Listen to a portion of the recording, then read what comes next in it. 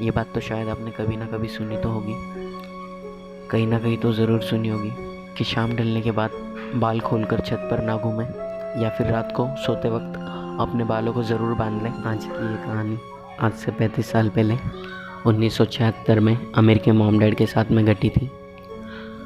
आमिर के डैड एक ऐसे काम से जुड़े हुए थे जिसके कारण उन्हें एटलीस्ट वीक में 1 या 2 बार अपने मुंबई के घर को छोड़कर दुर्गापुर जाना पड़ता था। उनकी कंपनी ने उनके लिए एक गेस्ट हाउस बुक कर रखा था जहां उनका एक अलग से कमरा था। वो जितनी भी बार दुर्गापुर जाते तो उसी कमरे में रुकते, जिसकी खिड़की खोलने पर सामने वाले का दिल दहल जाए। गेस्ट हाउस की उस रूम की खिड़की खोलते ही सामने का नज़ारा कब्रिस्तान का था। इस बात से आमिर के डैड को कोई भी एतराज़ नहीं था, क्योंकि उनका भरोसा भूत प्रेत और आत्माओं से ज़्यादा ईश्वर पर था, और दूसरा अपने आत्मविश्वास पर था। और ऐसा कहते हैं ना, जिनका विश्वास मजबूत होता है उन्हें भूत प्रेत या उनके मौजूदगी कभी नहीं सता सकती। इस गेस्ट हाउस में आज तक अनगिनत हादसे हुए हैं। और तो और इस गेस्ट हाउस का मैनेजर जब भी कोई गेस्ट आता है तो उसे शाम 5 बजे के बाद खिड़की ना खोलने की वार्निंग ज़रूर देता है। आमिर के डैड कभी नहीं मानते वार्निंग। उनका इन बातों को नहीं मानने का सबसे बड़ा कारण ये भी था कि उन्होंने कभी भी इस गेस्ट हाउस में कभी अजीबोगरीब महसूस ही नहीं किया था।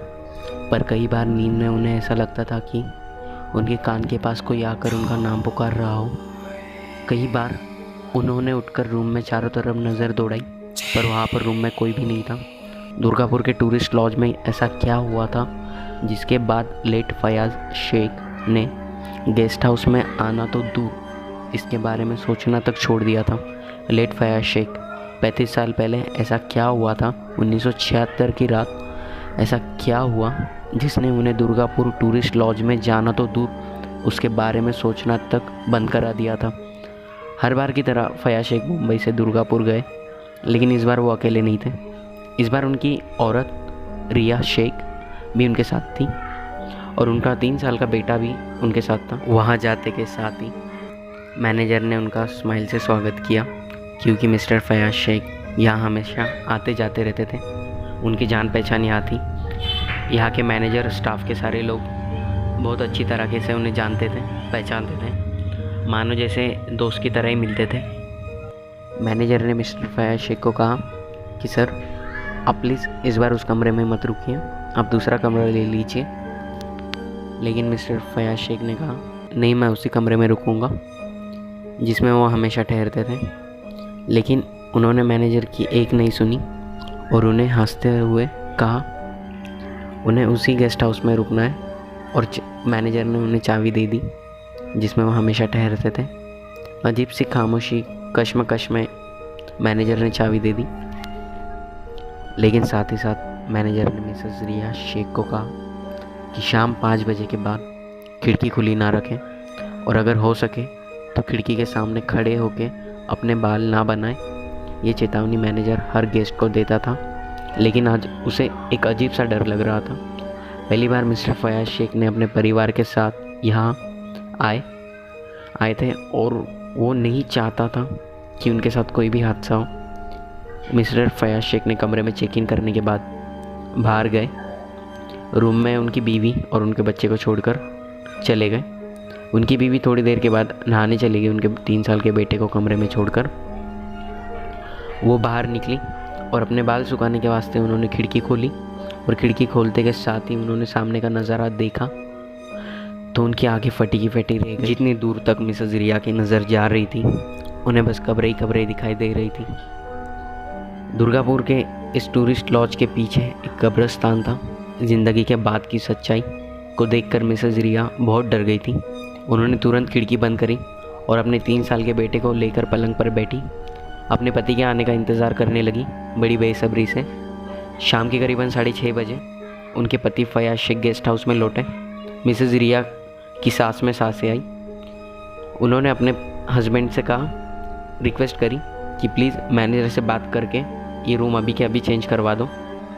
इस रूम की खिड़की के सामने एक कब्रिस्तान है, जिसका एक एक दृश्य उन्हें मतलब रिया शेख को शायद सोने ना दे। मिस्टर फयाज शेख ने उनके बीवी को बताया कि पिछले 5 सालों से जब भी वो दुर्गापुर आते हैं तो इसी लॉज के इसी कमरे में ठहरते हैं। ये दिलासा दिया आज तक उनके साथ ऐसा कोई भी हादसा नहीं हुआ जो उन्हें डरा दे। इस रूम की सामने की खिड़की का नज़ारा कब्रिस्तान का है। बहुत समझाने के बाद मिसेस रिया कन्विंस हो गई और आज की रात इस रूम में बिताने का तय किया। इन सब के बीच मिसेस रिया शेख ने एक बात छुपा रखी थी। मैनेजर की चेतावनी के बावजूद भी ना तो सिर्फ खिड़की खोली बल्कि वहाँ खुले बालों में कुछ देर के लिए खड़ी भी थी। 13 जनवरी 1976 की रात करीबन 11 बजे मिस्टर फयाज शेख उन्हीं के कमरे में से एक आती हुई आवाज़ सुने और उनकी नींद टूटी। उन्होंने उठकर देखा कि उनकी बीवी रिया के बाल हवा में उड़ रहे थे, मानो जैसे कोई अदृश्य शक्ति उन्हें अपने पास खींच रही हो। और ख़ुद को बचाने के लिए मिसेस रिया शेख टेबल के एक कोने को पकड़े हुए हैं और डर के कारण उनके गले से कोई आवाज़ भी नहीं निकल पा रही थी। एक पल को मिस्टर फयाज शेख को तो लगा कि वो सपना देख रहे हैं। उनको उनकी आंखों पर विश्वास नहीं हुआ, लेकिन फिर वो अपनी बिस्तर पे से उठे और अपनी बीवी का हाथ पकड़कर उसे अपनी ओर खींचने की पूरी कोशिश कर रहे थे। उनकी ये कोशिश नाकामयाब हो रही थी क्योंकि वो अदृश्य शक्ति बहुत ज़्यादा ताकतवर थी और वह अदृश्य शक्ति उनको उस कमरे से बाहर खींच रही थी। मिस्टर फयाज शेख ने ज़ोर ज़ोर से मदद की पुकार लगाई। कुछ ही पलों में लॉज के अगल बगल के लोग और मैनेजर आ गए। उन सब लोगों ने बहुत मुश्किल से मिसेस रिया शेख को बिस्तर पर लेटाकर उनके हाथ पांव बांधे। इस हालत में भी मिस रिया शेख के शरीर में ना जाने कैसी अद्भुत शक्ति आ चुकी थी जो उस पलंग को हिलने पर मजबूर कर रही थी। इस हालत में मिस रिया शेख बस एक ही बात बार बार कहे जा रही थी, कोई मुझे मारना चाहता है और वो मुझे मौत के करीब घसीट रहा है, प्लीज़ मुझे बचा लो। मिस्टर फयाज शेख काफ़ी साहसी इंसान थे। उन्होंने रात भर अपनी बीवी के सर पर हाथ रखकर अपने गुरु द्वारा दिए गए मंत्र का जाप किया। सूरज की पहली किरण के साथ मिसेस रिया की हालत बहुत सुधर चुकी थी, मानो पिछली रात उनके साथ कुछ हुआ ही नहीं था, बस उनके शरीर में एक अजीब सी थकान थी। मिसेस रिया के साथ जो कुछ भी हुआ आपको शायद उनके डर से उत्पन्न हुए ऐसा लगे, लेकिन अचानक से मिसेस रिया के शरीर में आई अपार शक्ति जिसका काबू में करने के लिए 5-6 लोगों की मदद लेनी पड़ी, इसे एक्सप्लेन करना बहुत मुश्किल होगा। दुर्गापुर टूरिस्ट लॉज आज भी है, आज भी मौजूद है, लेकिन वहाँ कोई नहीं रहता। कई सालों से वो वीराना पड़ा है।